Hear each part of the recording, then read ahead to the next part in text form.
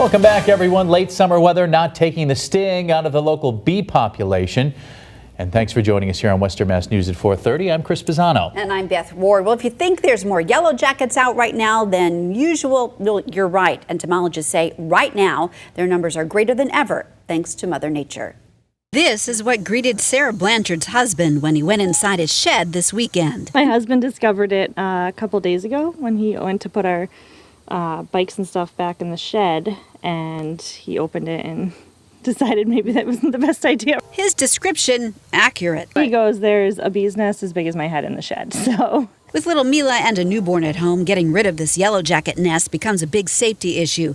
Entomologist Bob Russell with American Pest Solutions in Springfield says 'tis the season. We call this, emergency response season. But this year, he says, is busier than ever. This season's been perfect weather for them. We've had stable high temperatures, very little rain, and the rain's been at the end of the day or overnights when they're not really working anyways. Basically, Russell says most days have been great work days for yellow jackets. It's this time of the year, nest population numbers are very high. You're talking 300 to 500 individuals in a nest, and they're very, very aggressive. A common myth, when the nights get cooler, days get shorter, yellow jackets get a bit crazed. It's an easy thing to tie it to. Oh, the season's getting shorter, they're getting nervous. No.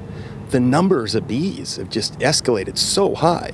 Now there's so much more activity that it just seems like they're more anxious or aggressive, but there's just way more of them. Russell says they can make a home anywhere, like inside this soffit.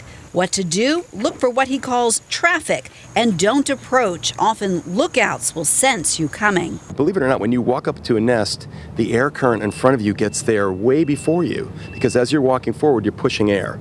They feel that air and they become ready and alarmed, and as soon as you're there, they'll sting you. The sprays, he says, often don't get up into the nest. So for safety's sake, he suggests stay away and consult a licensed professional. Yikes. Well, Russell says the single worst thing a homeowner can do is to try to plug the hole to a nest. Not only, he says, is it dangerous, but when attached to a house, it could force them to scramble and head inside.